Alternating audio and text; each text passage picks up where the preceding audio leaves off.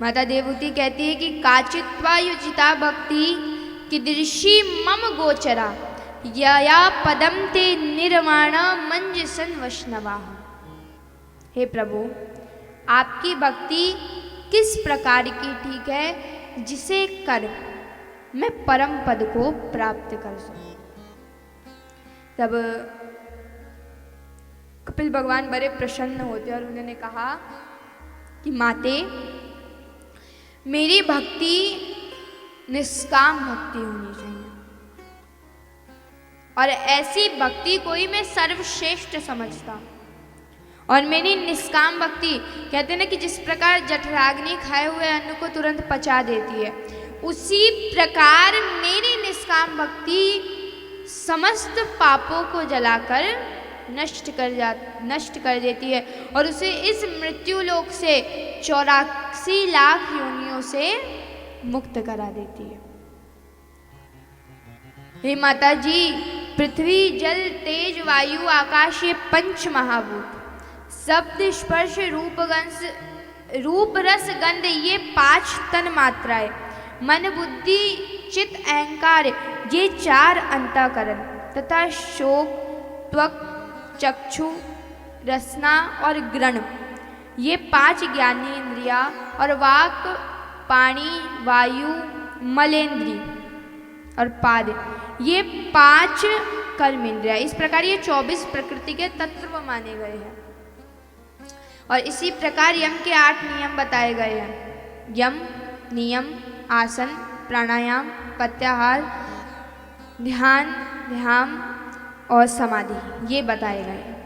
तो भगवान कपिल कहते हैं कि गृहेषु कूट धर्मेषु दुख तंत्रे स्वतंत्रता और कुर्वन्त ख प्रतिकारम सुखवन मन्यते गृह। माँ जी, जो लोग गृहस्थी में आसक्त है उन्हें कभी भी किसी प्रकार के सुख का प्रतिकार करने में सफलता सी मिल जाती है और वह उसी को अपना सुख मान लेते हैं, अपनी जीवन की खुशी मान लेते हैं। वह हिंसा आदि भयंकर वृत्तियों के द्वारा परिवार का भरण पोषण करते हैं और जब परिवार का भरण पोषण करने में विफल हो जाते हैं, जब वो वृद्ध हो जाते हैं तब, तो जिस प्रकार कसाई जिस प्रकार एक महाराज बूढ़े बैल को कसाई के पास भेज देते हैं या घर से बाहर निकाल देते हैं, उसी प्रकार परिवार के लोग उस व्यक्ति का तिरस्कार कर देते हैं और महाराज उसके बाद जठराग्नि मंद हो जाती है, कंठ गुड़गुड़ाने लगते हैं, कम काम होता है, के कारण नाड़ियां रुक जाती है।